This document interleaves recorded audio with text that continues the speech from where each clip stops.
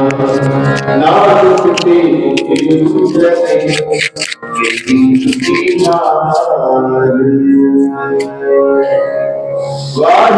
जी का खालसा वाहिगुरु जी की फतेह।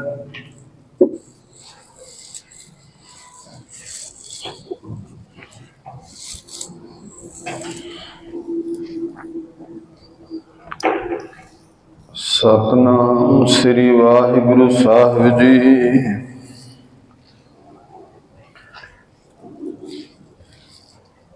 जीता जियो पिंड सब तेरा,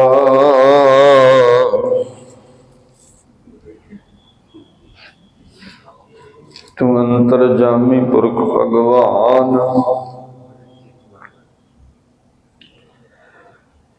दासन दास कह जन नानक,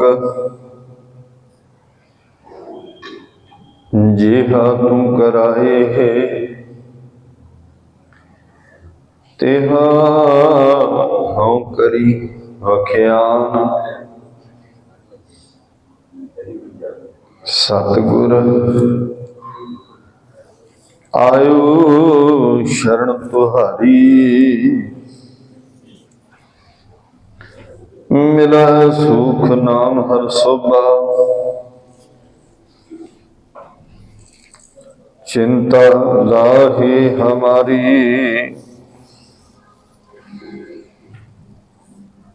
तेरे कवन कवन गुण कह कह गवा।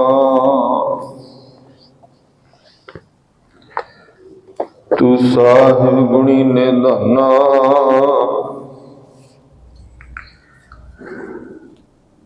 तुमरी महना बरन न सकूं। तू ठाकुर ऊंच भगवाना, सतनाम जी वाहिगुरु साहिब जी। कबीर रम राम कहो, कहबे माही विवेक। एक अनेक मिल गया, एक समाना एक। कबीर जहाँ कर साधन सेवी है, हर की सेवा नाही।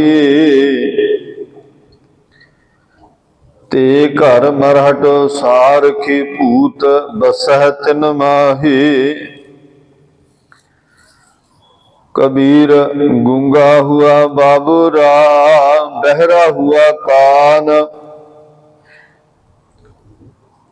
पावो ते पिंगल पया, मारिया सतगुर बान।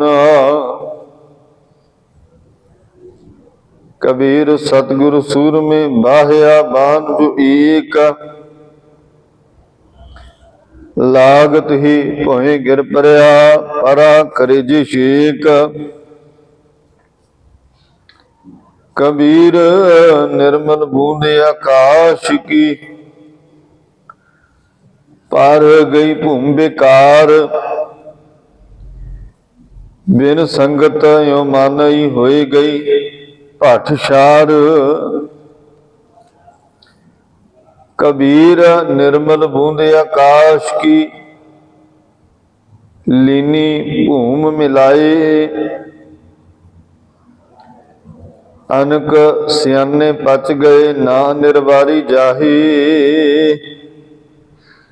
कबीर हज काबे हो जाए था, आगे मिलया खुदाई। साई मुझ स्यों लर परया, तुझे किन फरमाई गाई।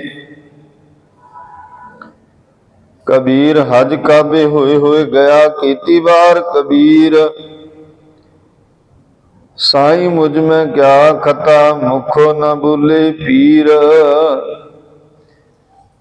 कबीर जी जो मारे जोर कर, कहते हैं जो हलाल। दफ्तर दई जब काढ़ है, होएगा कौन हवाल। कबीर जोर किया सो जुल्म है ले जवाब खुदाए। दफ्तर लेखा निकसै मार मोहे मोह खाए। दफ्तर लेखा निकसै मार मोह मोहे खाए। वाहिगुरु जी का खालसा वाहिगुरु जी की फतेह। परम सन्मान सत्कारयोग गुरु महाराज जी के चरणों में सुभाईमान सत्संगी जनों, वड्डे भागां वाले हाँ। गुरु चरणों में सत्संगत का लाहा लै रहे हैं। अमृतमयी गुरबाणी भगत कबीर जी के श्लोक 191 तो लैके 200 तक श्लोकों का पाठ सरवण किया है। आओ हुण संगत जी इन्हां श्लोकों की विचार नाल आपां जुड़न का यतन करिए। भगत कबीर जी ने फरमान किया, कबीर रामे राम कहो कहबे माए विवेक। इत्थे कबीर जी ने उस रमे हुए राम की गल की है ते नाल जो त्रेता युग के अवतार श्री रामचंद्र जी होए ने, दशरथ के पुत्र होए ने, उन्हां बारे भी कहना कीता कि वो कलयुगी या त्रेता युगी अवतार इस संसार ते आए ने। राम दशरथ के पुत्र एक शरीर दे विच ही उन्हां दा वासा होया, पर वो अकाल पुरख रमया हुआ राम जिहड़ा ना, वो कहंदे सारी सृष्टि दे विच विद्यमान है। एक अनेक मिल गया, एक समाना एक। एक राम केवल एक शरीर विच है और एक रमया हुआ राम सारे ही शरीरों दे विच मौजूद है। फर्क ही है कि भावें वो त्रेता युग दे विच पूजन योग होए, पर वो अंशा अवतार सन। असल विच जो सृष्टि दे पूजक हैं वो तो रमे हुए राम हैं, जो सारी सृष्टि विच रमे ने। सारी सृष्टि दे विच जिन्हां दा वासा है, जिन्हां दे परथाए गुरबाणी विच थां थां ते लिखिया, रमैया हो बारक तेरा सबै कट राम बोलै, राम बोलै रामा बोलै, राम बिना को बोलै। कि सारियां दे विच हिरदे घर दे विच वो परमात्मा एक बोल रहा है। उन्होंने रमैया रमया हुआ राम कह दिए कि वो इको राम सारी सृष्टि दे विच विद्यमान है। सबना दे विच वो बोल रहा है, सबना दे विच ही उहदा वासा है। घट घट दे विच उहदा रहन बसेरा है। संगत ते जे त्रेता युग के अवतार श्री रामचंद्र जी की गल करिए तो वो केवल एक अवतार के रूप विच ही हैं। भाव कि उन्हां दा वासा केवल उस समय एक शरीर दे विच है। भावें वो मर्यादा पुरुषोत्तम हुए ने, भावें वो त्रेता युग के परमात्मा के अंशा अवतार हुए ने। बहुत लोग उन्हां दी पूजा करते होणगे, पर संगत जी असल विच सारी सृष्टि दे उस राम की ही पूजा हो रही है। सारे ही उस राम की पूजा करते हैं। संगत जी उहदे परथाए की किया, चक्कर चिन्ह अर वर्ण जात अर पात नहिंजे। कि उहदा कोई वर्ण नहीं, उहदी कोई जात नहीं। ਹਰ ਤਰ੍ਹਾਂ ਦੀ ਭੀਖ ਤੋਂ, ਹਰੇਕ ਤਰ੍ਹਾਂ ਦੇ ਚੱਕਰ ਚੇਨ ਤੋਂ ਨਿਰਲੇਪ ਹੈ। ਕੋਈ ਵੀ ਵਿਅਕਤੀ ਇਸ ਸੰਸਾਰ ਤੇ ਆਇਆ, ਉਹਦੇ ਚੱਕਰ ਚੇਨ ਨੇ ਮਸਤਕ ਤੇ ਜੋ ਲੇਖ ਲਿਖੇ ਨੇ, ਉਹ ਕਰਮ ਕਿਵੇਂ ਦੇ ਵੀ ਹੋ ਸਕਦੇ ਨੇ, ਉਹ ਸੰਚਿਤ ਵੀ ਹੋ ਸਕਦੇ ਨੇ, ਉਹ ਪ੍ਰਾਰਬਧ ਵੀ ਹੋ ਸਕਦੇ ਨੇ, ਉਹ ਕਿਰਿਆਮਾਨ ਕਰਮ ਵੀ ਹੋ ਸਕਦੇ ਨੇ। ਸੰਚਿਤ ਜੋ ਪਿਛਲੇ ਕੀਤੇ ਹਨ ਉਹਨਾਂ ਨੂੰ ਸੰਚਿਤ ਕਰਮ ਕਿਹਾ ਜਾਂਦਾ, ਜਿਹੜੇ ਹੁਣ ਕਰ ਰਹੇ ਹੋ ਕਿਰਿਆਮਾਨ ਕਰਮ ਨੇ। ਜਿਹੜੇ ਕਰਮਾਂ ਦਾ ਫਲ ਅੱਗੇ ਪ੍ਰਾਪਤ ਹੋਣਾ ਉਹ ਪ੍ਰਾਰਬਧ ਕਰਮ ਨੇ। ਹੁਣ ਕਹਿੰਦੇ ਵੀ ਮਨੁੱਖ ਦੇ ਮਸਤਕ ਤੇ ਉਹ ਲੇਖ ਲਿਖੇ ਨੇ, ਉਹਨਾਂ ਲੇਖਾਂ ਮੁਤਾਬਕ ਫਲ ਚੰਗਾ ਜਾਂ ਮਾੜਾ ਮਿਲਦਾ ਹੈ। ਪਰ ਕਹਿੰਦੇ ਉਹ ਪ੍ਰਮਾਤਮਾ ਅਕਾਲ ਪੁਰਖ ਇਹਨਾਂ ਸਾਰੇ ਲੇਖਿਆਂ ਤੋਂ ਰਹਿਤ ਹੈ। ਜਿਨ ਇਹ ਲਿਖੇ ਤਿਸ ਸਿਰ ਨਾਏ, ਮਤਲਬ ਗੁਰਬਾਣੀ ਵਿੱਚ ਸਪਸ਼ਟ ਲਿਖਿਆ, ਕਹਿੰਦੇ ਜਿਨ ਇਹ ਲਿਖੇ ਤਿਸ ਸਿਰ ਨਾਏ। ਤਾਂ ਹੀ ਕਿਹਾ ਵੀ ਜਿਨ੍ਹਾਂ ਨੇ ਲਿਖੇ ਨੇ ਉਹਨਾਂ ਦੇ ਸਿਰ ਤੇ ਕੋਈ ਲੇਖਾ ਨਹੀਂ। ਚੱਕਰ ਚਿਹਨ ਅਰ ਵਰਨ ਜਾਤ, ਉਹ ਚੱਕਰ ਚਿਹਨ ਤੋਂ ਰਹਿਤ ਹੈ, ਜਾਤ ਵਰਨ ਤੋਂ ਰਹਿਤ ਹੈ। ਮਨੁੱਖ ਵਰਨ ਭੇਖ ਦੇ ਵਿੱਚ ਆਉਂਦਾ ਹੈ। ਹੁਣ ਸ੍ਰਿਸ਼ਟੀ ਵਿੱਚ ਰਮੇ ਹੋਏ ਰਾਮ ਨੂੰ ਸਾਰੀ ਦੁਨੀਆ ਯਾਦ ਕਰਦੀ ਹੈ। ਉਹ ਬਾਹਰੀ ਤੌਰ ਤੇ ਕਰੇ, ਉਹ ਅੰਦਰੀ ਤੌਰ ਤੇ ਕਰੇ, ਮਨ ਜੋੜ ਕਰਕੇ ਕਰੇ। ਉਹ ਰਮਿਆ ਹੋਇਆ ਰਾਮ ਹਰ ਥਾਂ ਮੌਜੂਦ ਹੈ ਤੇ ਸਾਰੀ ਸ੍ਰਿਸ਼ਟੀ ਹੀ ਉਹਨੂੰ ਯਾਦ ਕਰਦੀ, ਸਾਰਾ ਬ੍ਰਹਿਮੰਡ ਉਹਨੂੰ ਯਾਦ ਕਰਦਾ। ਸਾਧ ਸੰਗਤ ਜੀ, ਜੋ ਰਾਮ ਦਸ਼ਰਥ ਦੇ ਪੁੱਤਰ ਦੇ ਰੂਪ ਵਿੱਚ ਸਨ, ਇੱਕ ਵਾਰੀ ਕੀ ਹੋਇਆ, ਇੱਕ ਬ੍ਰਾਹਮਣ ਨੇ ਆ ਕੇ ਰਾਮਚੰਦਰ ਨੂੰ ਕਹਿਣਾ ਕੀਤਾ, ਕਹਿੰਦੇ ਵੀ ਤੁਹਾਡੇ ਰਾਜ ਦੇ ਵਿੱਚ ਇੱਕ ਸ਼ੂਦਰ, ਉਹ ਪ੍ਰਮਾਤਮਾ ਦਾ ਨਾਮ ਜਪ ਰਿਹਾ। ਇਹ ਤੇ ਇੱਕ ਤਰ੍ਹਾਂ ਦਾ ਘੋਰ ਅਪਰਾਧ ਹੋ ਗਿਆ ਹੈ। ਸ਼ੂਦਰ ਤੇ ਸ਼ੂਦਰ ਹੋ ਕੇ ਉਹ ਨਾਮ ਜਪ ਰਿਹਾ। ਬ੍ਰਾਹਮਣ ਨੇ ਆ ਕੇ ਖਬਰ ਦਿੱਤੀ ਤੇ ਉਹ ਰਾਮਚੰਦਰ ਜੀ ਨੇ ਬਿਨਾਂ ਇਸ ਗੱਲ ਦਾ ਨਤੀਜਾ ਕੱਢਿਆ, ਇਸ ਗੱਲ ਦੀ ਨਿਰਣਾ ਕੀਤਿਆਂ ਵੀ ਰਾਮ ਦਾ ਨਾਮ ਤੇ ਹਰ ਕੋਈ ਲੈ ਸਕਦਾ ਹੈ, ਪਰਮਾਤਮਾ ਦੀ ਬੰਦਗੀ ਤੇ ਹਰ ਕੋਈ ਕਰ ਸਕਦਾ।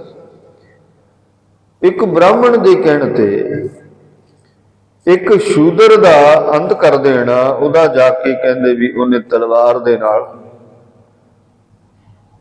ਉਹਦੀ ਗਰਦਨ ਵੱਢ ਦਿੱਤੀ, ਸਿਰਫ ਇਸੇ ਦੋਸ਼ ਵਿੱਚ ਕਿ ਉਹ ਜਾਤ ਪਾਤ ਦਾ ਸ਼ੂਦਰ ਹੈ ਤੇ ਰਾਮ ਕਹਿ ਰਿਹਾ। ਹੁਣ ਫਰਕ ਵੇਖੋ ਸੰਗਤ ਜੀ ਕੀ ਹੈ। ਇੱਕ ਪਰਮਾਤਮਾ ਹੈ, ਚੱਕਰ ਚਿਹਨ ਅਰ ਵਰਨ ਜਾਤ ਅਰ ਪਾਤ ਨਹੀਂ, ਨਾ ਕੋਈ ਵਰਨ, ਨਾ ਕੋਈ ਜਾਤ, ਨਾ ਕੋਈ ਪਾਤ, ਨਾ ਕੋਈ ਭੇਖ, ਕਿਸੇ ਤਰ੍ਹਾਂ ਦਾ ਕੋਈ ਭਿੰਨ ਭੇਦ ਵੀ ਨਹੀਂ। ਤੇ ਹੁਣ ਜੋ ਦਸ਼ਰਥ ਦੇ ਪੁੱਤਰ ਰਾਮ ਦੀ ਗੱਲ ਕਰੀਏ, ਉਹਨੇ ਇੱਕ ਬ੍ਰਾਹਮਣ ਦੇ ਕਹਿਣ ਤੇ ਇੱਕ ਜਪ ਤਪ ਕਰਨ ਵਾਲੇ ਦਾ ਸੀਸ ਧੜ ਤੋਂ ਜੁਦਾ ਕਰ ਦਿੱਤਾ, ਉਹਨੂੰ ਜਾਨੋਂ ਮਾਰ ਦਿੱਤਾ।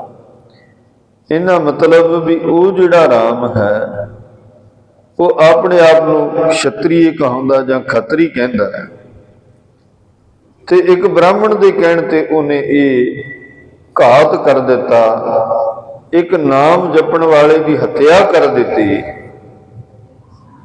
ਫਿਰ ਕਹਿੰਦੇ ਵੀ ਉਹ ਕਾਹਦਾ ਰਾਮ ਹੋਇਆ, ਜਾਂ ਉਹ ਕਾਹਦਾ ਮਰਿਆਦਾ ਪੁਰਸ਼ੋਤਮ ਹੋਇਆ, ਜਾਂ ਫਿਰ ਉਹਦੇ ਮਨ ਵਿੱਚ ਇਸ ਤਰ੍ਹਾਂ ਦੇ ਭੇਖ ਜਾਂ ਜਾਤ ਵਰਨ ਦੀ ਗੱਲ ਕਿਵੇਂ ਆ ਗਈ।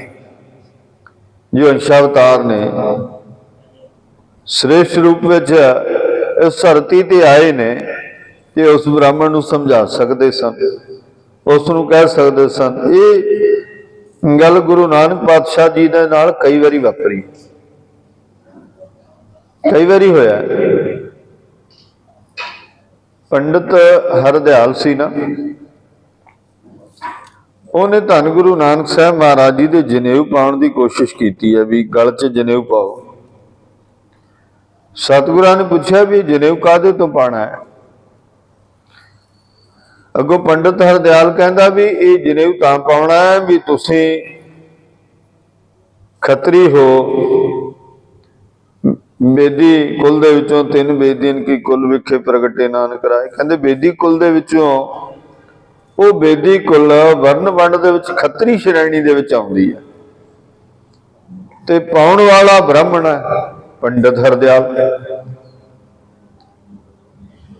ਵੇਖੋ, ਇੱਕ ਰਾਮ ਨੂੰ ਕਿਹਾ, ਇੱਕ ਬ੍ਰਾਹਮਣ ਨੇ, ਤੁਹਾਡੇ ਰਾਜ ਭਾਗ ਦੇ ਵਿੱਚ ਇੱਕ ਸ਼ੂਦਰ ਜਪ ਤਪ ਕਰ ਰਿਹਾ, ਬੰਦਗੀ ਕਰ ਰਿਹਾ ਤੇ ਇੱਕ ਘੋਰ ਅਪਰਾਧ ਹੋ ਰਿਹਾ। ਵੇਖੋ, ਬੰਦਗੀ ਕਰਨਾ ਕੋਈ ਮਾੜੀ ਗੱਲ ਨਹੀਂ, ਨਾਮ ਜਪਣਾ ਕੋਈ ਮਾੜੀ ਗੱਲ ਨਹੀਂ।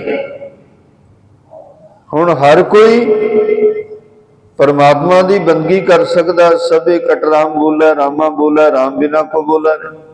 ਜਦ ਸਾਰਿਆਂ ਦੇ ਵਿੱਚ ਉਹ ਪਰਮਾਤਮਾ ਰਮਿਆ, ਸਭਨਾਂ ਦੇ ਵਿੱਚ ਉਹ ਮੌਜੂਦ ਹੈ, ਤੇ ਫਿਰ ਉਹਦੀ ਬੰਦਗੀ ਸਾਰੇ ਜਾਣੇ ਕਿਉਂ ਨਹੀਂ ਕਰ ਸਕਦੇ? ਕਿਉਂ ਵੰਡ ਵੰਡ ਬਣਾਇਆ? ਕਿਉਂ ਇੱਕ ਨੂੰ ਉੱਚਾ ਬ੍ਰਾਹਮਣ ਨੂੰ ਸ੍ਰੇਸ਼ਟ ਕਿਹਾ?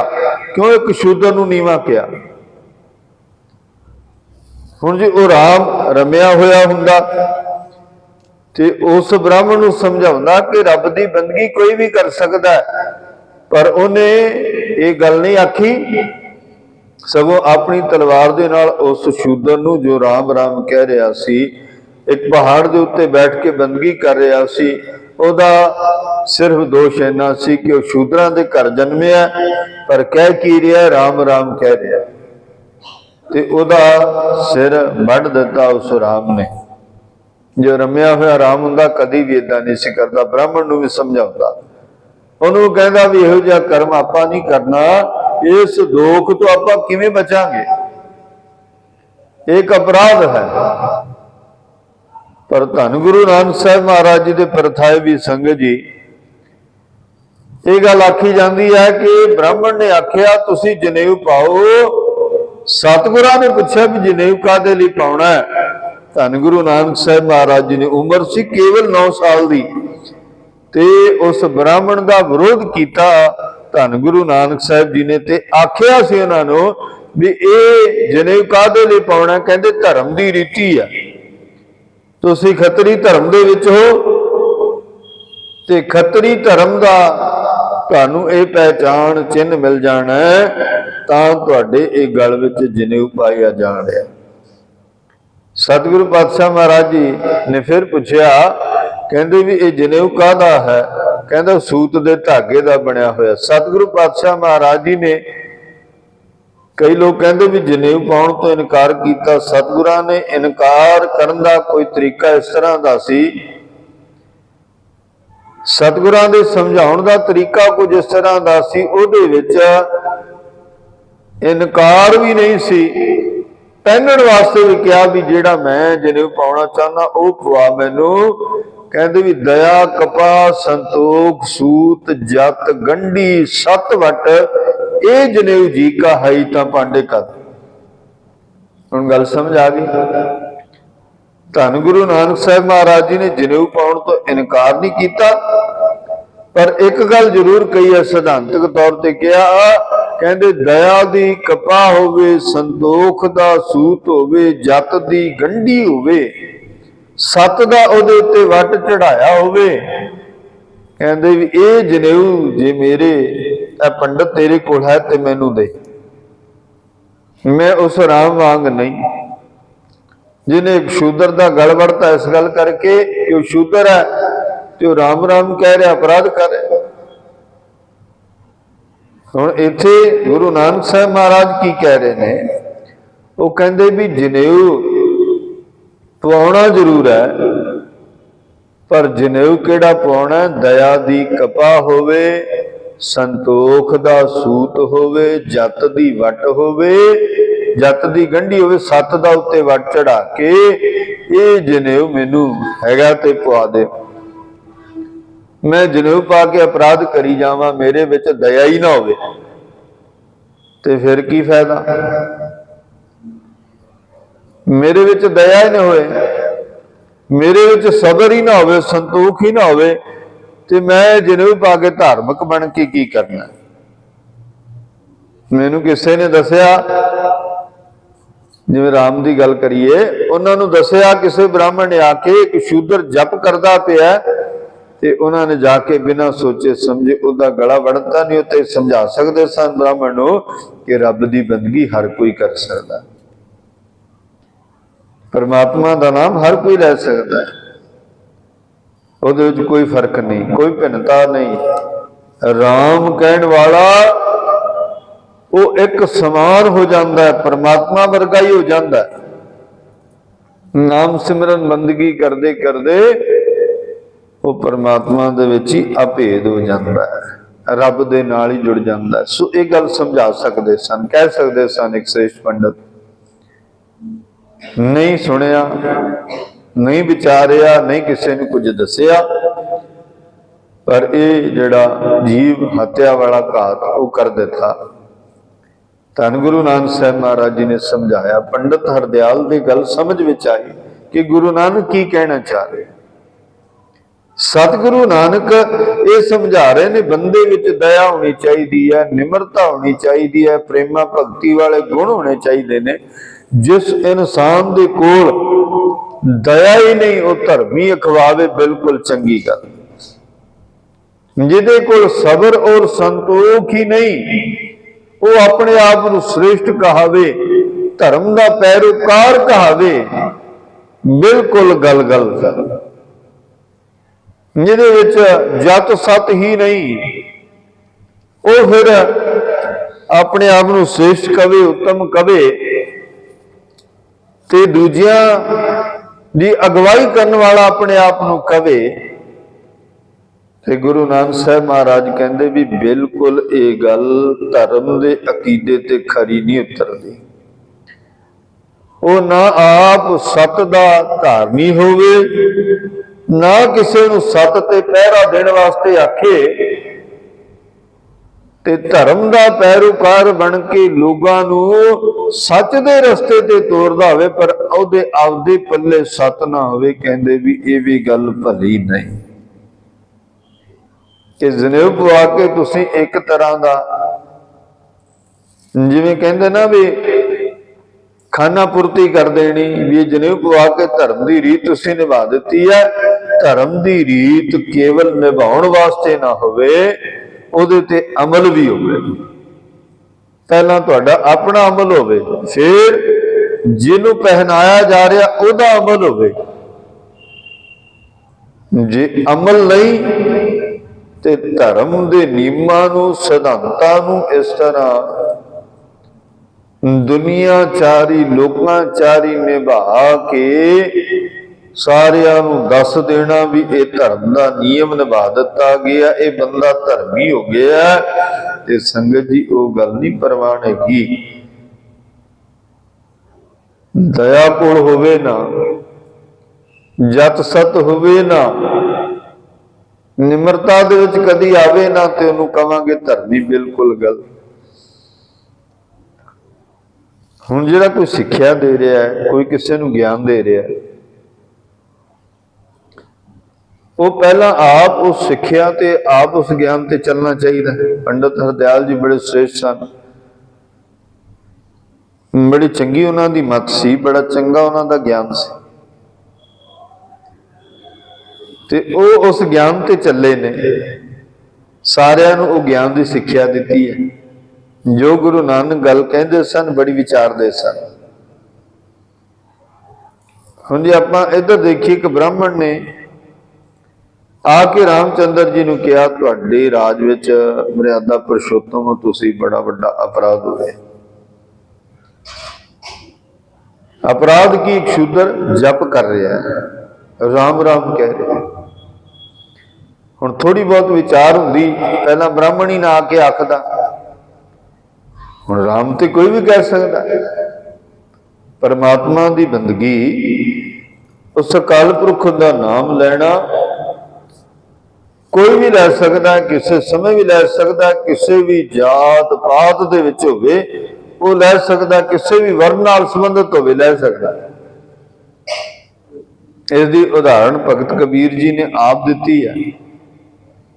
ਭਗਤ ਨਾਮਦੇਵ ਜੀ ਨੇ, ਭਗਤ ਰਵਿਦਾਸ ਜੀ ਨੇ, ਭਗਤ ਸੈਣ ਜੀ ਨੇ, ਭਗਤ ਨਾਮਦੇਵ ਜੀ ਵਰਗਿਆਂ ਨੇ ਬਿਲਕੁਲ ਇਸ ਗੱਲ ਦੀ ਕਦੇ ਪਰਵਾਹ ਨਹੀਂ ਕੀਤੀ। ਰਸਨਾ ਰਾਹੀਂ ਰਾਮ ਰਾਮ ਕਿਹਾ, ਉਸ ਰਮੇ ਹੋਏ ਰਾਮ ਦੇ ਵਿੱਚ ਅਭੇਦ ਹੋਏ।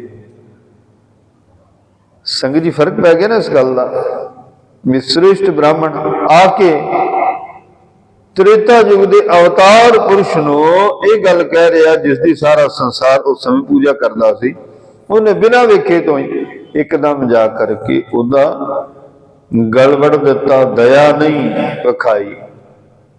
ਧਰਮ ਦਾ ਕੋਈ ਵੀ ਉੱਥੇ ਨਿਯਮ ਨਹੀਂ ਨਿਭਾਇਆ। ਕਿਉਂ? ਇੱਕ ਵਿਅਕਤੀ ਰਾਮ ਹੀ ਕਹਿ ਰਿਹਾ। ਹੁਣ ਭਗਤ ਕਬੀਰ ਜੀ ਦੇ ਸੰਬੰਧ ਵਿੱਚ ਕਰੀਏ ਜੇ, ਭਗਤ ਕਬੀਰ ਜੀ ਜਿਸ ਸਮੇਂ ਹੋਏ ਨੇ, ਉਸ ਸਮੇਂ ਜਦੋਂ ਰਾਮ ਰਾਮ ਕਹਿੰਦੇ ਸਨ, ਪਰਮਾਤਮਾ ਦੀ ਬੰਦਗੀ ਕਰਦੇ ਸਨ, ਤੇ ਬੰਦਗੀ ਕਰਦੇ ਕਰਦੇ ਉਹਨਾਂ ਨੂੰ ਸਜ਼ਾ ਸੁਣਾਈ ਗਈ ਕਿ ਇਹਨਾਂ ਨੂੰ ਹਾਥੀ ਦੇ ਅੱਗੇ ਸੁੱਟ ਦੇ। ਹਾਥੀ ਦੇ ਅੱਗੇ ਸੁੱਟਿਆ ਗਿਆ। ਗੁਰਬਾਣੀ ਵਿੱਚ ਲਿਖਿਆ, ਕਹਿੰਦੇ ਹੱਸ ਭਾਕੇ ਚੀਸਾਂ ਮਾਰੈ, ਇਹ ਆ ਮੂਰਤ ਕੇ ਹਉ ਬਲਿਹਾਰਾ। ਕਹਿੰਦੇ ਵੀ ਉਹ ਭੱਜ ਕੇ ਚੀਕਾਂ ਮਾਰਦਾ ਦੂਰ ਚਲਾ ਗਿਆ। ਕਹਿੰਦੇ ਵੀ ਇਸ ਮੂਰਤ ਨੂੰ ਮੈਂ ਕੁਚਲਣਾ ਨਹੀਂ, ਮੈਂ ਤੇ ਇਹਦੇ ਤੋਂ ਕੁਰਬਾਨ ਜਾਣਾ। ਦੇਖੋ ਸੰਗਤ ਜੀ, ਨਾਮ ਦੀ ਬੰਦਗੀ ਦੀ ਮਹਿਮਾ। ਕਿਹਾ ਵੀ ਸ਼ੂਦਰ ਹੈ, ਜਾਤ ਦਾ ਜੁਲਾ ਹੈ, ਤੇ ਰਾਮ ਕਹਿ ਰਿਹਾ ਬੰਦਗੀ ਕਰ ਰਿਹਾ।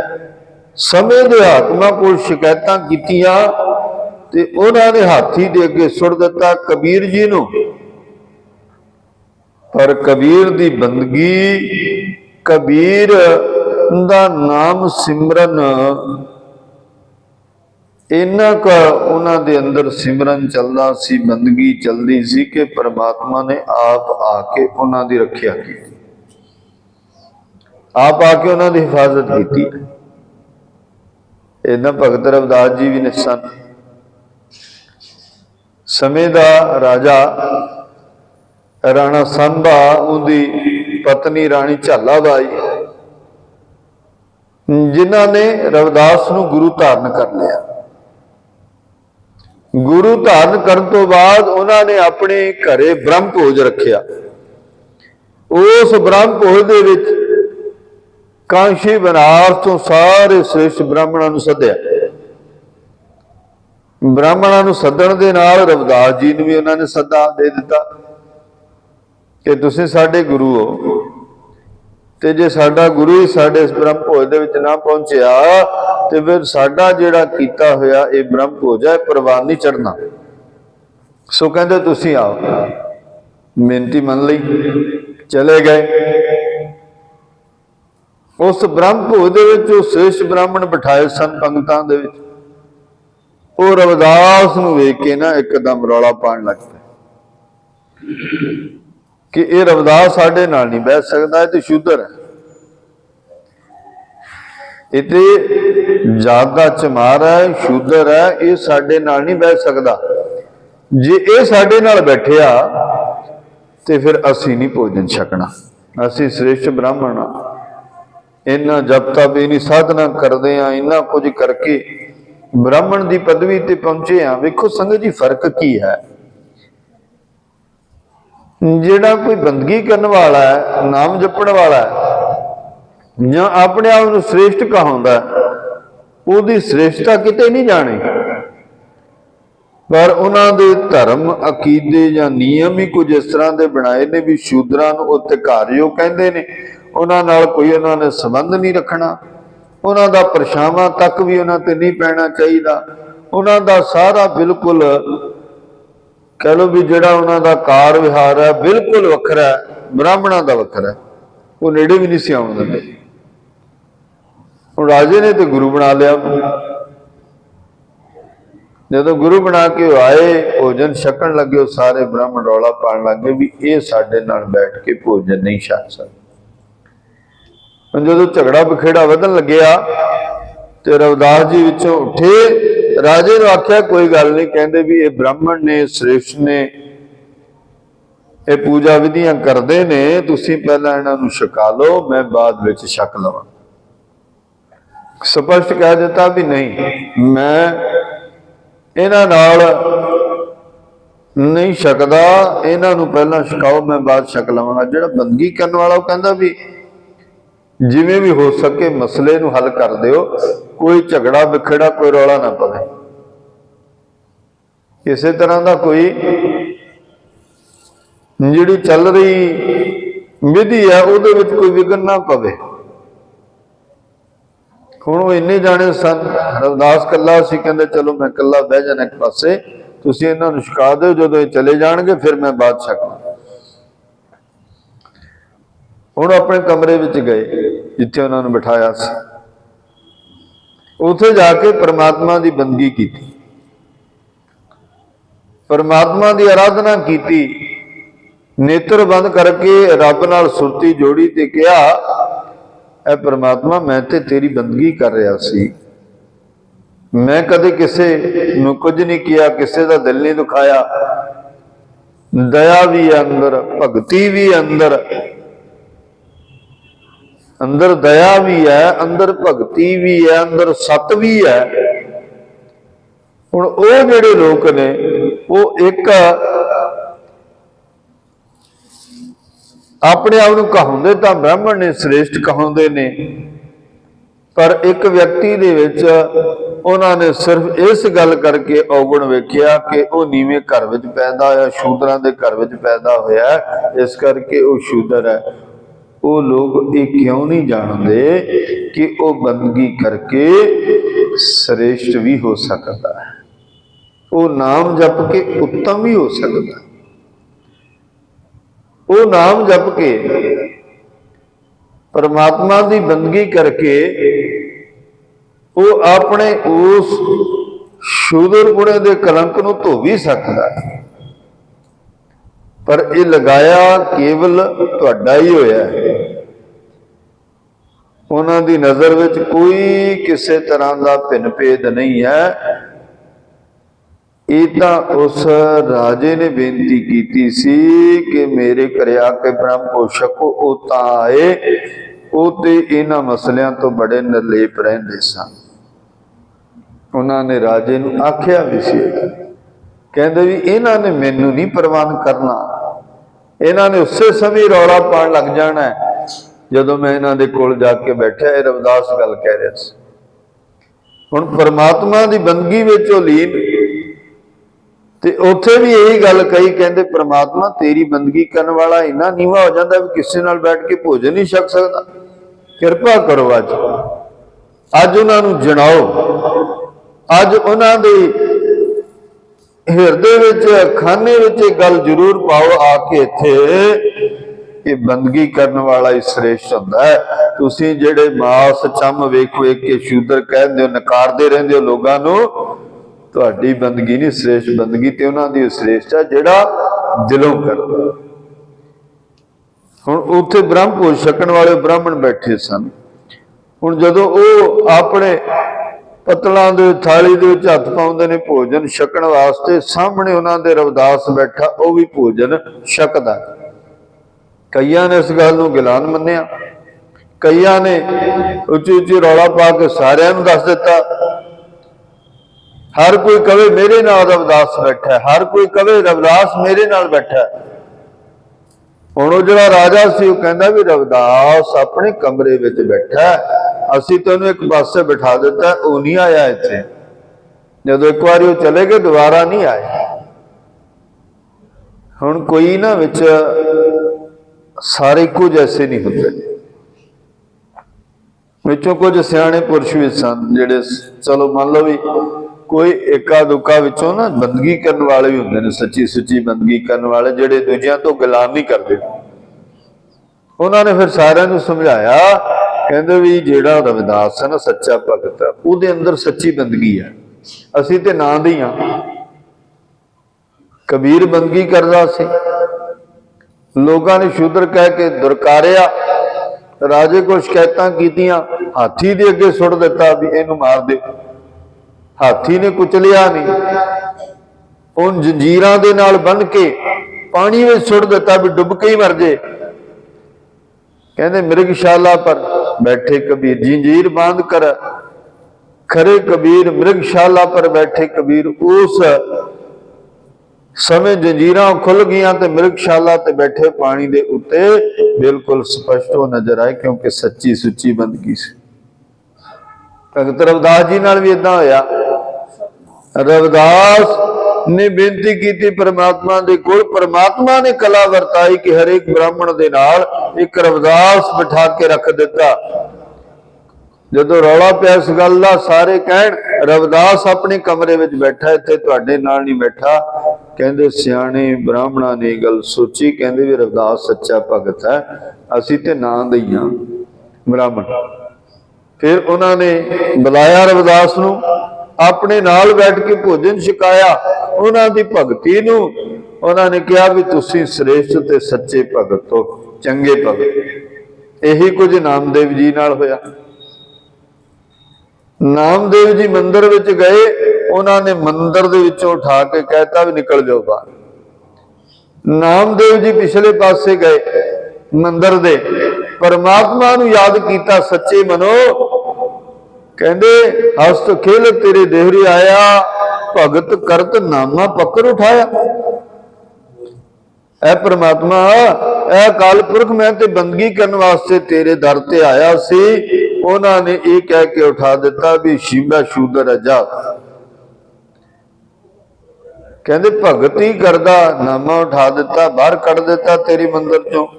ऐ सतगुरु अकाल पुरख, तेरी बंदगी करने वाला इन्ना नीवा हो गया, वो किसी नाल बैठ के बंदगी भी नहीं कर सकता। इन्ना नीवा हो गया, किसी नाल बैठ के भोजन नहीं सकता रविदास तरह। फिर बंदगी कौन करेगा कल?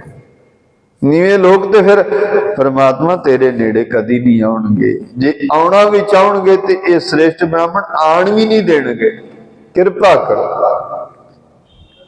कहते फिर पीछे जाके बैठ गए।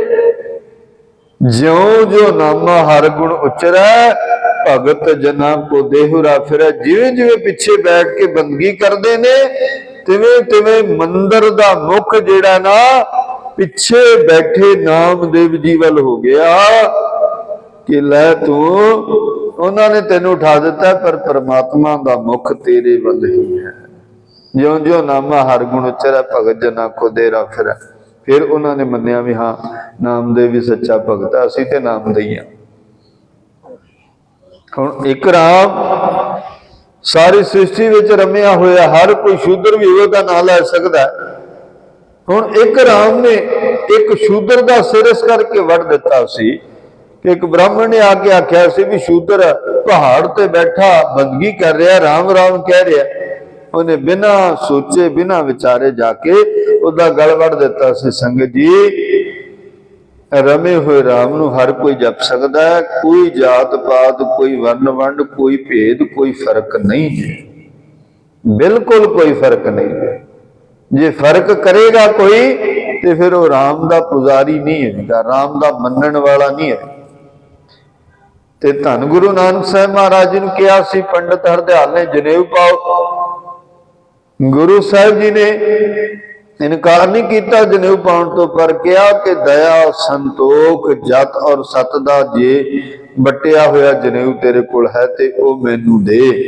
मैं नां दा धर्मी नहीं कहना चाहता, नां दा धर्मी बन के जनेऊ पा के नहीं रहना चाहता। मेरे कोल दया भी होनी चाहिए, सत संतोख भी होना चाहिए, जत सत दा मैं धार नहीं होना चाहिए, सत दे उत्ते पहरा देने वाला होना चाहिए।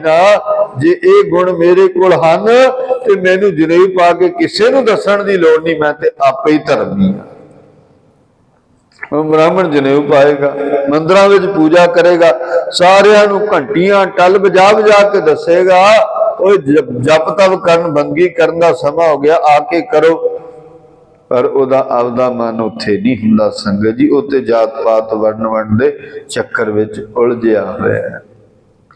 रविदास आके कोल बैठेगा, उठा देगा, शूदर है, मैं नहीं इहदे नाल बहिंदा।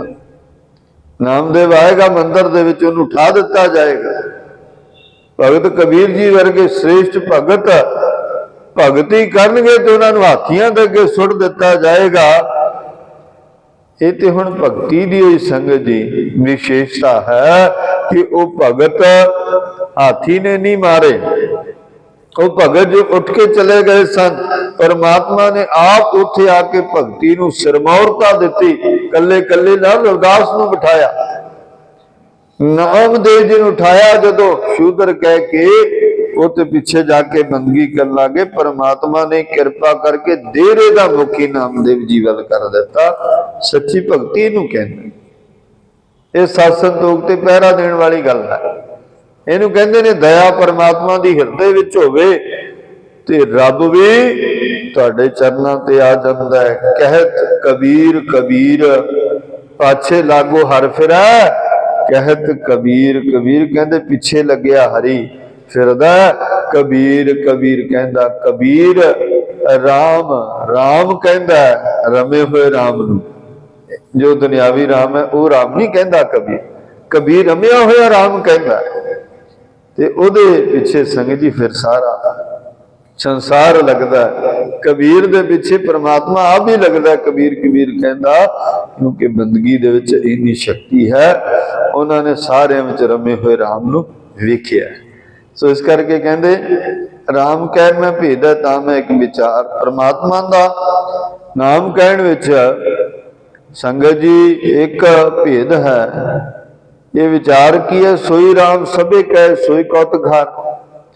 ਉਸ ਰਾਮ ਨੂੰ ਸਾਰੇ ਕਹੋ ਜਿਹੜਾ ਕੌਤਕ ਵਰਤਾਉਂਦਾ। ਦੇਖੋ ਕੌਤਕ ਹਾਰ ਆਖਿਆ ਨਾ, ਉਸ ਰਾਮ ਨੂੰ ਨਾ ਕਹੋ ਜਿਹੜਾ ਦਸ਼ਰਥ ਦਾ ਪੁੱਤਰ ਹੈ, ਕੇਵਲ ਇੱਕ ਸਰੀਰ ਦੇ ਵਿੱਚ ਹੀ ਜਿਹਦਾ ਵਾਸਾ ਹੈ, ਜਿਹੜਾ ਕਿਸੇ ਦੇ ਕਹਿਣ ਤੇ ਇੱਕ ਵਿਅਕਤੀ ਦਾ ਘਾਤ ਕਰਨ ਵਾਸਤੇ ਵੀ ਤੁਰ ਪੈਂਦਾ। ਐਸੇ ਰਾਮ ਨੂੰ ਨਾ ਸਿਮਰੋ, ਉਸ ਰਾਮ ਨੂੰ ਸਿਮਰੋ ਜਿਹੜਾ ਕੌਤਕ ਹਾਰ ਹੈ, ਜਿਹੜਾ ਭਗਤ ਕਬੀਰ ਜੀ ਨੂੰ ਆ ਕੇ ਬਚਾਉਂਦਾ, ਜਿਹੜਾ ਰਵਿਦਾਸ ਜਿਹਦੇ ਬੰਦਗੀ ਕਰਨ ਤੇ ਆ ਕੇ ਸਾਰੇ ਬ੍ਰਾਹਮਣਾਂ ਨਾਲ ਬੈਠਦਾ। ਉਸ ਕੌਤਕ ਹਾਰ ਰਾਮ ਨੂੰ ਸਿਮਰੋ, ਜਿਹੜਾ ਨਾਮਦੇਵ ਜੀ ਵੱਲ ਡੇਰੇ ਦਾ ਮੁੱਖ ਕਰ ਦਿੰਦਾ, ਜਿਹੜਾ ਸੈਣਨਾਈ ਦੇ ਕਾਰਜ ਜਾ ਕੇ ਸਵਾਰਦਾ, ਜਿਹੜਾ ਕਬੀਰ ਦੇ ਕਾਰਜ ਜਾ ਕੇ ਸਵਾਰਦਾ, ਜਿਹੜਾ ਧੰਨੇ ਨੂੰ ਇੱਕ ਲੂਣ ਮਿਰਚਾਂ ਵਾਲੇ ਪੱਥਰ ਦੇ ਵਿੱਚੋਂ ਹੀ ਪ੍ਰਾਪਤ ਹੋ ਜਾਂਦਾ। ਸੰਗਤ ਜੀ ਉਹ ਫਿਰ ਭਗਤਾਂ ਦੇ ਘਰ ਜਾ ਕੇ ਸਵਾਰਦਾ। ਉਸ ਕੌਤਕ ਹਾਰ ਰਾਮ ਦਾ ਸਿਮਰਨ ਕਰੋ, ਨਾ ਕਿ ਜਿਹੜਾ ਦੁਨਿਆਵੀ ਸਰੀਰ ਧਾਰ ਕੇ ਰਾਮ ਕਹਿਣ ਵਾਸਤੇ ਆਇਆ।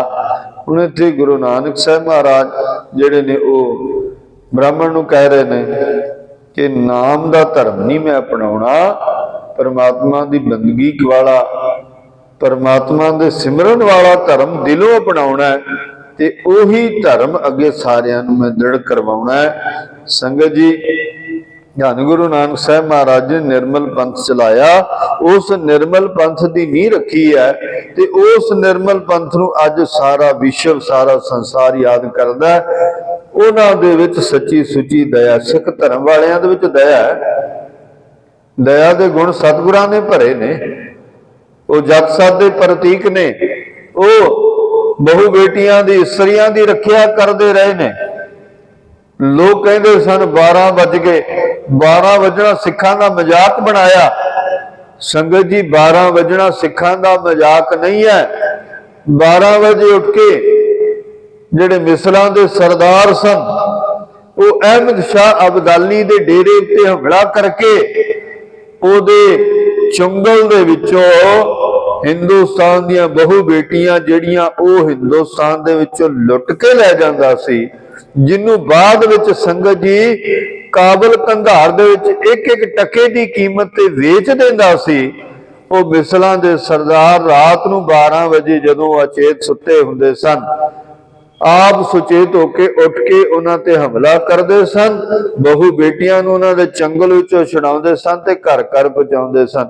12 ਵਜਣਾ ਸਿੱਖਾਂ ਦਾ ਮਜ਼ਾਕ ਬਣਾਇਆ ਕਈਆਂ ਨੇ। ਪਰ ਸੰਗਤ ਜੀ ਉਹ 12 ਵਜਣਾ ਮਜ਼ਾਕ ਨਹੀਂ ਹੈ। ਸਿੱਖ ਸੁਚੇਤ ਹੋ ਕਰਕੇ ਕਈਆਂ ਦੀਆਂ ਜਾਨਾਂ ਬਚਾਉਂਦੇ ਸਨ। ਕਈਆਂ ਨੂੰ ਆਪੋ ਆਪਣੇ ਘਰੀ ਪਹੁੰਚਾਉਂਦੇ ਸਨ ਜ਼ਾਲਮ ਦੇ ਚੁੰਗਲ ਦੇ ਵਿੱਚੋਂ ਛੁਡਾ ਕਰਕੇ। ਉਹ ਕੌਣ ਸਨ? ਉਹ ਉਸੇ ਗੁਰੂ ਨਾਨਕ ਦੇ ਸਿੱਖ ਨੇ ਜਿਹਨੇ ਕਿਹਾ ਸੀ ਦਇਆ ਧਰਮ ਮੈਂ ਇਹਨਾਂ ਦੇ ਅੰਦਰ ਵਸਾਉਣੀ ਹੈ। ਧੰਨ ਗੁਰੂ ਗੋਬਿੰਦ ਸਿੰਘ ਸਾਹਿਬ ਮਹਾਰਾਜ ਦੇ ਸਮੇਂ ਕਿਹਾ ਸੀ ਉਹਨਾਂ ਨੇ, ਕਹਿੰਦੇ ਵੀ ਇਨ ਗਰੀਬ ਸਿੱਖਣ ਕੋ ਦੂੰ ਮੈਂ ਪਾਤਸ਼ਾਹੀ, ਯਾਦ ਕਮਰੇ ਕਰੇ ਹਮਰੀ ਗੁਰਿਆਈ। ਇਹ ਯਾਦ ਕਰਨਗੇ ਤੇ ਉਹਨਾਂ ਵਿੱਚ ਇਹ ਗੁਣ ਭਰੇ ਨੇ।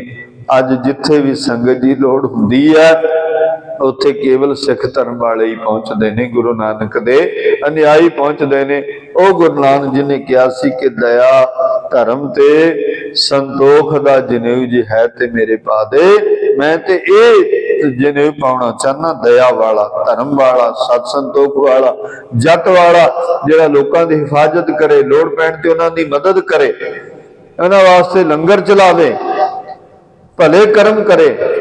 ਉਹਨਾਂ ਦੇ ਕੋਲ ਖੜ ਕੇ ਕਿਸੇ ਬਹੂ ਬੇਟੀ ਨੂੰ ਇਹ ਨਾ ਹੋਵੇ ਵੀ ਮੈਂ ਅਸੁਰੱਖਿਅਤ ਹਾਂ, ਜਦੋਂ ਉਹਨਾਂ ਦੇ ਕੋਲ ਖੜੇ ਉਹਨਾਂ ਨੂੰ ਪਤਾ ਲੱਗ ਜਾਏ ਵੀ ਹਾਂ ਇਹਨਾਂ ਦੇ ਕੋਲ ਮੈਂ ਹੁਣ ਸੁਰੱਖਿਅਤ ਹਾਂ, ਮੇਰੀ ਹਿਫਾਜ਼ਤ ਹੈ।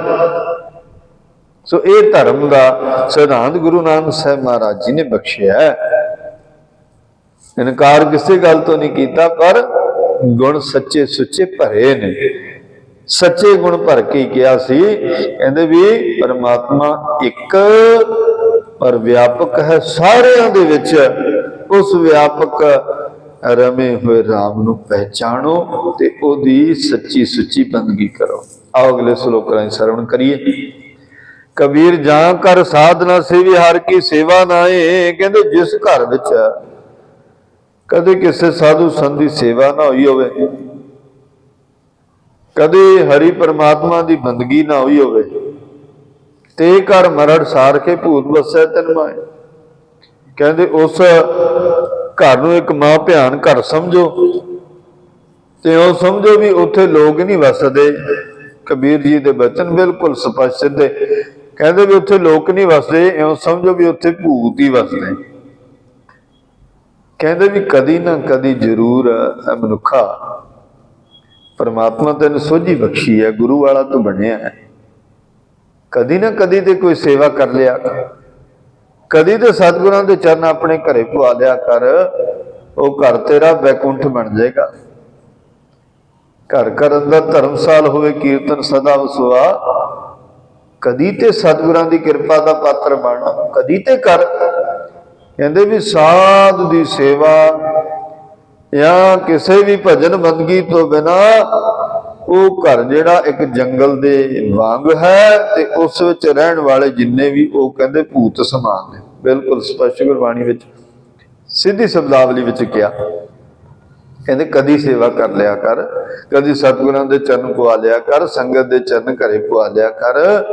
ਕਿਉਂ ਆਪਣੇ ਆਪ ਨੂੰ ਇਹੋ ਜਿਹੇ ਸ਼ਬਦਾਂ ਦੇ ਵਿੱਚ ਕਲੰਕਿਤ ਕਰਵਾਉਣਾ ਹੈ ਵੀ ਕਦੀ ਕਰ ਲਿਆ ਕਰ ਸੇਵਾ। ਕਦੇ ਕਿਸੇ ਨੂੰ ਬੁਲਾ ਕੇ ਉਹਦੀ ਸੇਵਾ ਕਰ ਲਿਆ ਕਰ। ਇਹ ਗੁਰੂ ਸਾਹਿਬ ਜੀ ਦੇ ਸਮਝਾਉਣ ਦਾ ਜਾਂ ਭਗਤ ਕਬੀਰ ਸਾਹਿਬ ਦੇ ਸਮਝਾਉਣ ਦਾ ਅਰਥ ਹੈ ਬਿਲਕੁਲ ਸਪਸ਼ਟ ਵੀ ਕਦੇ ਭਾਈ ਆਪਣੇ ਘਰੇ ਗੁਰੂ ਦੇ ਚਰਨ ਪਵਾ ਕੇ ਸੇਵਾ ਕਰ ਲਿਆ ਕਰੋ। ਵੀ ਕਦੇ ਚਰਨ ਪਵਾ ਕੇ ਕਦੀ ਕੋਈ ਪਾਠ, ਕਦੀ ਕੋਈ ਮੰਨ ਲਓ ਸੁਖਮਨੀ ਸਾਹਿਬ ਦਾ ਹੀ ਪਾਠ ਕਰ ਲਿਆ, ਕਦੀ ਸਹਿਜ ਪਾਠ ਕਰ ਲਿਆ।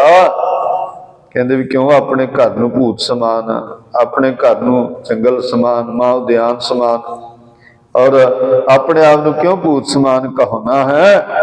ਕਹਿੰਦੇ ਵੀ ਸੇਵਾ ਕਰ ਲਿਆ ਕਰ। ਜਾਂ ਘਰ ਸਾਧ ਨਾ ਸੇਵੀਏ, ਜਿਸ ਘਰ ਵਿੱਚ ਸਾਧ ਦੀ ਸੇਵਾ ਨਾ ਹੋਵੇ ਜਾਂ ਗੁਰੂ ਦੀ ਸੇਵਾ ਨਾ ਹੋਵੇ, ਹਰ ਕੀ ਸੇਵਾ ਨਾ ਕੋਈ ਸਿਮਰਨ ਕਰੇ, ਨਾ ਕੋਈ ਬੰਦਗੀ ਕਰੇ, ਕਮ ਸੇ ਕਮ ਇੰਨਾ ਕੁ ਤਾਂ ਕਰ ਲਿਆ ਕਰ ਵੀ ਘਰ ਦੇ ਵਿੱਚ ਪਾਠ ਬੰਦਗੀ ਕਰ ਲਿਆ ਕਰ। ਉਹਦੇ ਨਾਲ ਤੇਰਾ ਰਹਿਣਾ ਵੀ ਸੌਖਾ ਤੇ ਤੇਰੇ ਘਰ ਨੂੰ ਉਦਿਆਨਵਤ ਨਹੀਂ ਕਿਹਾ ਜਾਏਗਾ, ਤੈਨੂੰ ਭੂਤ ਸਮਾਨ ਨਹੀਂ ਕਿਹਾ ਜਾਏਗਾ। ਕਦੀ ਕਰ ਲਿਆ ਕਰ। ਇਹ ਸਮਝਾਉਣ ਦਾ ਯਤਨ ਕੀਤਾ ਕਬੀਰ ਜੀ ਨੇ। ਤੇਰੇ ਹਿਰਦੇ ਘਰ ਵਿੱਚ ਵੀ ਪਰਮਾਤਮਾ ਵਸਦਾ, ਕਦੀ ਸੇਵਾ ਕਰ ਲਿਆ ਕਰ, ਕਦੀ ਬੰਦਗੀ ਕਰ ਲਿਆ, ਕਦੀ ਤੇ ਕਰ ਲਿਆ ਕਰ। ਹਰ ਕੀ ਸੇਵਾ ਨਾ, ਜਿੱਥੇ ਸੇਵਾ ਹੀ ਨਹੀਂ, ਜਿੱਥੇ ਬੰਦਗੀ ਨਹੀਂ, ਉਸ ਘਰ ਨੂੰ ਤੇ ਆਪੇ ਭੂਤਾਂ ਦਾ ਡੇਰਾ ਕਿਹਾ ਜਾਣਾ। ਸੋ ਕਰ ਲਿਆ ਕਰ। ਕਿਹਾ ਵੀ ਜ਼ਰੂਰ ਕਰਿਆ ਕਰ। ਕਬੀਰ ਗੂੰਗਾ ਹੁਆ ਬਾਵਰਾ ਬਹਿਰਾ ਹੁਆ ਕਾਨ। ਕਹਿੰਦੇ ਬੰਦਗੀ ਕਰਨ ਵਾਲਾ ਉਹ ਇੱਕ ਤਰ੍ਹਾਂ ਦਾ ਕਹਿੰਦੇ ਵੀ ਗੂੰਗਾ ਵੀ ਹੋ ਗਿਆ, ਬਹਿਰਾ ਵੀ ਹੋ ਗਿਆ। ਹੁਣ ਭਗਤ ਕਬੀਰ ਜੀ ਦੀ ਇਹ ਗੱਲ ਸੁਣ ਕੇ ਸਾਰੇ ਬੜੀ ਹੈਰਾਨੀ ਕਰਨਗੇ ਵੀ ਕਬੀਰ ਤੇ ਕਹਿ ਰਿਹਾ ਵੀ ਗੂੰਗਾ ਵੀ ਹੋ ਗਿਆ, ਬਹਿਰਾ ਵੀ ਹੋ ਗਿਆ। ਹੁਣ ਗੂੰਗਾ ਕਿਹਨੂੰ ਕਿਹਾ? ਕਹਿੰਦੇ ਜਿਹੜਾ ਬੰਦਗੀ ਕਰਨ ਵਾਲਾ ਉਹ ਆਪਣੇ ਮੁਖ ਤੋਂ ਰਾਮ ਰਾਮ ਹੀ ਕਹੇਗਾ, ਉਹ ਗੂੰਗਾ ਹੋ ਗਿਆ। ਉਹ ਕਿਸੇ ਦੀ ਆਪਣੇ ਮੁਖ ਤੋਂ ਚੁਗਲੀ ਨਹੀਂ ਕਰੇਗਾ, ਕਿਸੇ ਦੀ ਨਿੰਦਿਆ ਨਹੀਂ ਕਰੇਗਾ। ਇਹਨੂੰ ਕਹਿੰਦੇ ਨੇ ਬੰਦਗੀ ਕਰਨ ਵਾਲਾ ਗੂੰਗਾ ਹੋ ਗਿਆ, ਪਰਮਾਤਮਾ ਦਾ ਨਾਮ ਹੀ ਕਹੇਗਾ। ਜੇ ਕਿਸੇ ਦੇ ਪ੍ਰਥਾਈ ਸ਼ਬਦ ਬੋਲੇਗਾ ਚੰਗੇ ਹੀ ਬੋਲੇਗਾ। ਬਹਿਰਾ ਹੁਆ ਕਾਨ ਕਿਸੇ ਦੀ ਨਿੰਦਿਆ ਸੁਣੇਗਾ ਨਹੀਂ, ਕਿਸੇ ਨੂੰ ਮਾੜਾ ਕਹੇਗਾ ਨਹੀਂ, ਕਿਸੇ ਦੀ ਨਿੰਦਿਆ ਸੁਣੇਗਾ। ਪਾਵੋ ਤੇ ਪਿੰਗਲ ਭਇਆ ਮਾਰਿਆ ਸਤਿਗੁਰ ਬਾਣ। ਕਹਿੰਦੇ ਚਰਨਾਂ ਤੋਂ ਪਿੰਗਲਾ ਹੋ ਗਿਆ, ਪੈਰਾਂ ਤੋਂ, ਭਾਵ ਕੇ ਉਹ ਕੇਵਲ ਗੁਰੂ ਦੇ ਚਰਨਾਂ ਤੇ ਚੱਲ ਕੇ ਹੀ ਆਵੇਗਾ, ਕਿਸੇ ਹੋਰ ਥਾਂ ਤੇ ਨਹੀਂ ਜਾਏਗਾ। ਜੇ ਹੋਰ ਥਾਂ ਤੇ ਜਾਏਗਾ ਭਾਵ ਕਿ ਉਧਰ ਜਾਣ ਤੋਂ ਪਿੰਗਲਾ ਹੋ ਜਾਏਗਾ, ਸੁਚੇਤ ਹੋ ਜਾਏਗਾ। ਦੇਖੋ ਕਬੀਰ ਜੀ ਦੇ ਸ਼ਬਦ ਸਿੱਧੇ ਨੇ, ਪਰ ਸਿੱਧੇ ਸ਼ਬਦਾਂ ਦੇ ਵਿੱਚ ਵੀ ਗੱਲ ਟਿਕਾਣੇ ਦੀ ਆਖ ਦਿੰਦੇ ਨੇ ਕਿ ਮਨੁੱਖਾ ਬੰਦਗੀ ਕਰ। ਤੈਨੂੰ ਆਪੇ ਕਹਿਣਗੇ ਵੀ ਹਾਂ ਤੂੰ ਬੰਦਗੀ ਕਰਦਾ ਤੇ ਤੂੰ ਗੂੰਗਾ ਹੀ ਹੈ, ਕਿਸੇ ਦੀ ਕੋਈ ਆਪਣੇ ਮੁਖ ਤੋਂ ਬੁਰਾਈ ਨਹੀਂ ਕਦੀ ਕਰਦਾ। ਬੰਦਗੀ ਕਰਨ ਵਾਲਾ ਕਰੇਗਾ ਹੀ ਨਹੀਂ, ਉਹਦਾ ਧਿਆਨ ਜੇ ਬੰਦਗੀ ਵਾਲੇ ਪਾਸੇ ਹੋ ਗਿਆ ਉਹਨੂੰ ਸਾਰੀ ਦੁਨੀਆ ਹੀ ਚੰਗੀ ਲੱਗੇਗੀ, ਬੁਰਾ ਕੋਈ ਵੀ ਨਹੀਂ ਲੱਗੇ। ਕਹਿੰਦੇ ਹਮ ਨਹੀਂ ਚੰਗੇ ਬੁਰਾ ਨਹੀਂ ਕੋਈ, ਪ੍ਰਣਵਤ ਨਾਨਕ ਤਾਰੇ ਸੋਏ। ਉਹਨੂੰ ਇਹ ਲੱਗੇਗਾ ਵੀ ਮੈਂ ਹੀ ਸਾਰਿਆਂ ਤੋਂ ਮਾੜਾ, ਮੇਰੇ ਤੋਂ ਸਾਰੇ ਚੰਗੇ। ਇਸ ਕਰਕੇ ਉਹ ਗੂੰਗਾ ਹੋ ਜਾਏਗਾ, ਕਿਸੇ ਦੀ ਬੁਰਾਈ ਨਹੀਂ ਕਰੇਗਾ। ਬਹਿਰਾ ਹੁਆ ਕਾਨ, ਵੀ ਕੰਨਾਂ ਤੋਂ ਬਹਿਰਾ ਹੋ ਗਿਆ, ਇਸ ਕਰਕੇ ਵੀ ਉਹ ਕਦੀ ਕਿਸੇ ਦੀ ਨਿੰਦਾ ਸੁਣੇਗਾ ਨਹੀਂ। ਜੇ ਕੋਈ ਕਿਸੇ ਨੂੰ ਮਾੜਾ ਕਹੇਗਾ ਨਾ, ਉਹ ਅਗਲੇ ਨੂੰ ਰੋਕੇਗਾ ਵੀ ਨਾ ਕਹਿ, ਨਾ ਆਪ ਬੁਰਾ ਬਣ ਨਾ ਮੈਨੂੰ ਬਣਾ। ਉਹ ਤਾਂ ਸਗੋਂ ਦੂਜਿਆਂ ਨੂੰ ਕਹੇਗਾ। ਜਿਵੇਂ ਗੁਰੂ ਨਾਨਕ ਸਾਹਿਬ ਮਹਾਰਾਜ ਜੀ ਨੇ ਕਿਹਾ, ਸੇਸ਼ ਬ੍ਰਾਹਮਣ ਜੀ ਰੀਤ ਕੁੱਲ ਦੀ ਨਿਭਾ ਰਹੇ ਹੋ ਬੜੇ ਸਾਲਾਂ ਦੀ, ਪਰ ਇਸ ਰੀਤ ਨੂੰ ਥੋੜਾ ਜਿਹਾ ਸਮਝੋ, ਵੀ ਸਮਝ ਕਰਕੇ ਕਰੋ ਵੀ ਇਹ ਰੀਤ ਦੇ ਵਿੱਚ ਜੇ ਕਿਸੇ ਨੂੰ ਪਾ ਰਹੇ ਹੋ ਤੇ ਉਹਦੇ ਵਿੱਚ ਉਹ ਗੁਣ ਵੀ ਭਰੋ, ਦਇਆ ਸੰਤੋਖ ਧਰਮ ਧੀਰਜ ਵਾਲੇ ਗੁਣ ਵੀ ਭਰੋ, ਕਹਿਣ ਮਾਤਰ ਨਾ ਹੋਵੇ। ਬੰਦਗੀ ਕਰਨ ਵਾਲਾ ਇਸ ਕਰਕੇ ਸ੍ਰੇਸ਼ਟ ਹੈ ਕਿ ਉਹਦੇ ਵਿੱਚ ਧੀਰਜ ਵੀ ਆ ਜਾਂਦਾ, ਉਹਦੇ ਵਿੱਚ ਸੰਤੋਖ ਵੀ ਆ ਜਾਂਦਾ। ਉਹ ਸੱਚੇ ਮਨੋਂ ਹੀ ਰੱਬ ਦੀ ਬੰਦਗੀ ਕਰਦਾ, ਪਰਮਾਤਮਾ ਦਾ ਨਾਮ ਉਹ ਜਪਦਾ। ਪਾਵੋਂ ਤੇ ਪਿੰਗਲ ਕਿਤੇ ਹੋਰ ਪਾਸੇ ਨਹੀਂ ਜਾਂਦਾ, ਹੋਰ ਪਾਸੇ ਜਾਣ ਤੋਂ ਪਿੰਗਲਾ ਹੀ ਕਹਿ ਦਿੰਦੇ। ਕਈ ਵਾਰੀ ਵੇਖਿਆ ਆਪਾਂ, ਜੇ ਬੰਦਗੀ ਕਰਨ ਵਾਲਾ ਕੋਈ ਹੈ, ਰੱਬ ਦੀ ਆਰਾਧਨਾ ਕਰਨ ਵਾਲਾ ਕੋਈ ਹੈ ਨਾ, ਉਹਨੂੰ ਕਹਿ ਦਈਏ ਨਾ ਵੀ ਹਾਂ ਸਾਡੇ ਨਾਲ ਫਲਾਣੀ ਥਾਂ ਤੇ ਚੱਲ, ਉਹ ਕਹਿ ਦੇਗਾ ਨਹੀਂ ਮੇਰਾ ਪੈਰ ਦੁਖਦਾ। ਮਤਲਬ ਪਾਵੋਂ ਤੇ ਪਿੰਗਲ ਪਿਆ ਵੀ ਨਹੀਂ ਮੇਰਾ ਪੈਰ ਦੁਖਦਾ, ਮੈਂ ਨਹੀਂ ਜਾ ਸਕਦਾ। ਭਾਵ ਕੋਈ ਮਾੜੀ ਗੱਲ ਹੈ ਨਾ, ਉੱਥੇ ਤਾਂ ਨਹੀਂ ਜਾਂਦਾ ਪਿਆ। ਜੇ ਉਹਨੂੰ ਕਹੇ ਸਤ ਸੰਗਤ ਵਿੱਚ ਚੱਲ, ਜਦੀ ਉੱਠ ਕੇ ਚਲਾ ਜਾਏਗਾ। ਗੁਰੂ ਉਹਨੂੰ ਇਹੋ ਜਿਹਾ ਬਲ ਦੇ। ਜੇ ਕਿਤੇ ਨਿੰਦਿਆ ਹੋ ਰਹੀ, ਕਹੇਗਾ ਨਹੀਂ ਮੈਨੂੰ ਨਹੀਂ ਕੁਝ ਵੀ ਸੁਣਦਾ ਪਿਆ। ਜੇ ਕਿਤੇ ਪਰਮਾਤਮਾ ਦਾ ਰਾਮ ਕਿਹਾ, ਨਾਮ ਕਿਹਾ ਜਾ ਰਿਹਾ, ਸੇਵਾ ਸਿਮਰਨ ਦੀ ਗੱਲ ਹੋ ਰਹੀ ਹੈ, ਨਾਮ ਦੀ ਗੱਲ ਹੋ ਰਹੀ ਹੈ, ਫਿਰ ਉਹ ਆਪਣੇ ਕੰਨਾਂ ਨੂੰ ਸੁਚੇਤ ਕਰਕੇ ਸੁਣੇ। ਜੇ ਗੁਰੂ ਦੇ ਦਰਸ਼ਨਾਂ ਦੀ ਗੱਲ ਹੋ ਰਹੀ ਹੈ ਤੇ ਉਹ ਕਹੇਗਾ ਵੀ ਮੈਂ ਤੇ ਦਰਸ਼ਨ ਕਰ ਲਵਾਂ ਪਰਮਾਤਮਾ ਦੇ। ਜੇ ਕਿਤੇ ਮੰਦੀ ਕੋਈ ਨਿਗਾਹ ਮਾਰਨ ਦੀ ਗੱਲ ਹੈ ਤੇ ਉਹ ਕਹੇਗਾ ਨਹੀਂ ਮੈਂ ਤੇ ਅੱਖਾਂ ਤੋਂ ਵੀ ਅੰਨਾ, ਵੀ ਮੈਨੂੰ ਇਹ ਨਹੀਂ ਦਿਖਦਾ।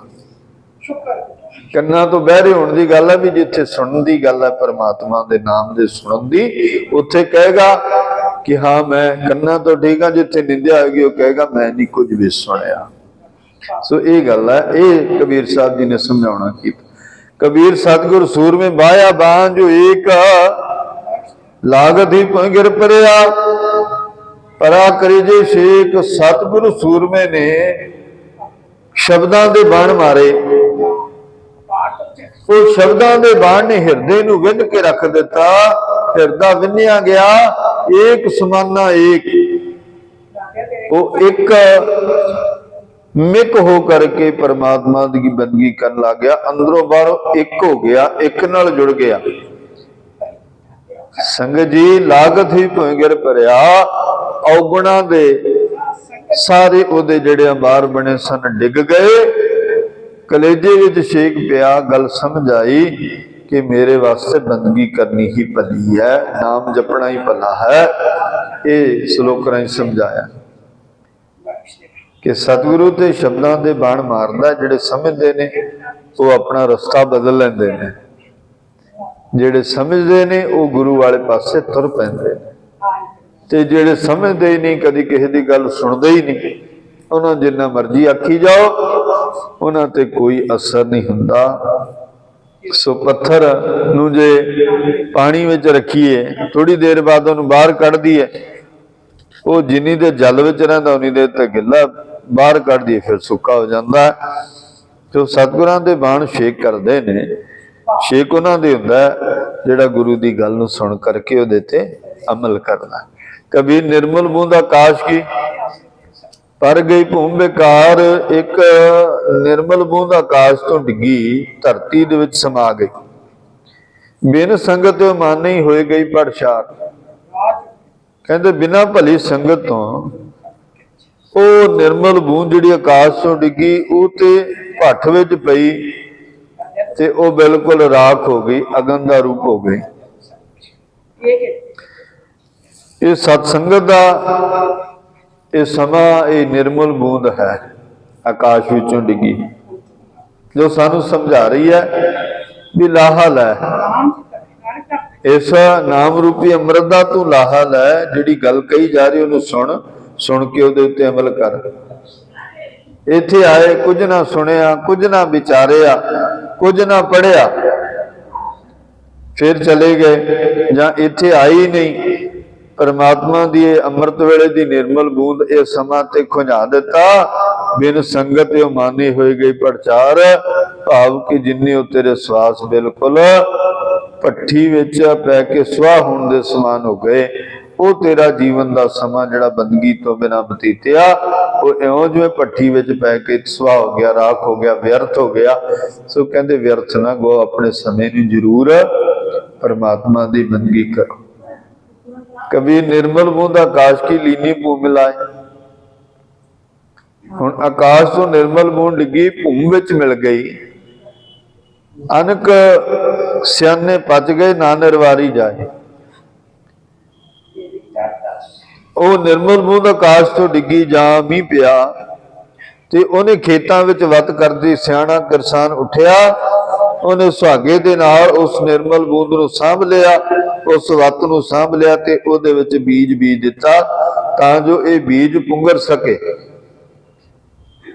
कबीर जी दे कहण मुताबक असीं अमृत वेले दी संभाल कीती, इत्थे आके लाहा लिया, लाहा लिया, गुरबाणी सुनी ते नाम दा बीज बीजिया। इहनूं सियाणप दी गल कही, नाम दा बीज इत्थे आके बीजिया, सियाणप दी गल कही।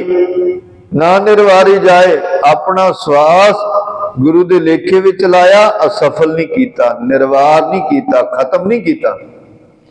सत संगत विच आए, इत्थे नाम रूपी अमृत बूंद नूं ग्रहण कीता, पीता ते इत्थे उस निर्मल बूंद नूं एक सियाणे किसान वांग जिवें वत हुंदी है ना, वो वत दे उत्ते बीज बीज के सुहागा फेर दिंदा है कि इहदे विचों हुण बीज पुंगरेगा।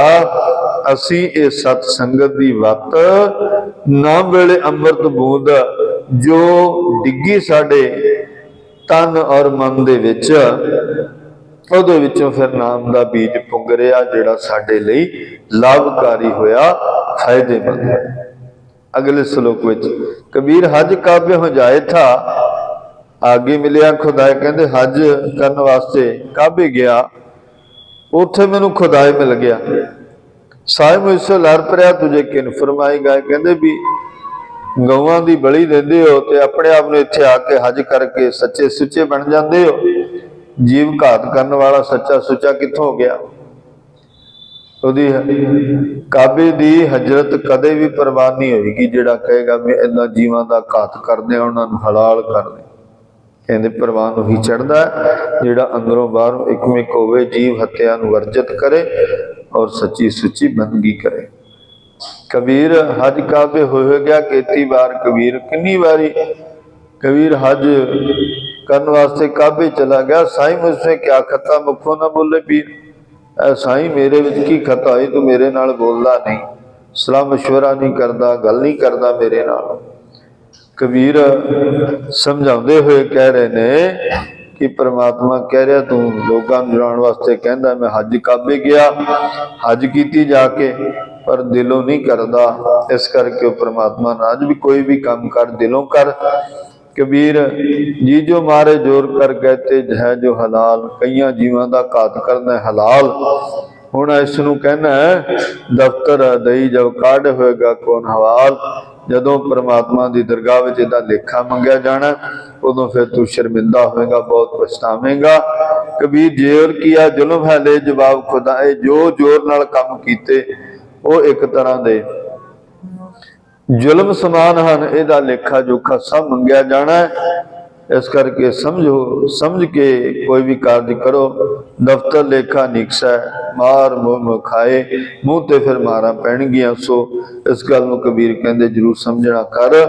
अंदरों बंदगी कर ते अंदरों नाम नाल जुड़, ओदा किसे नूं दसण दी भी लोड़ नहीं पैनी।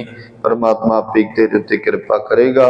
सो ये पवित्र सलोकां राहीं समझाउण दा कबीर जी ने यतन किया। इन्हां विचारां नूं संगत जी अपने मन विच हिरदे घर विच वसाउण दा यतन करिए। इन्नी बेनती प्रवान करो जी। वाहिगुरू जी का खालसा, वाहिगुरू जी की फतेह।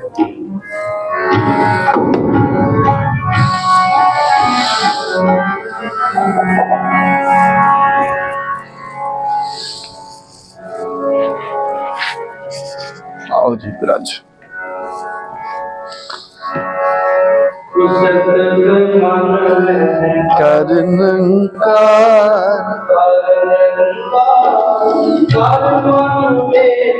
सत ब्योहा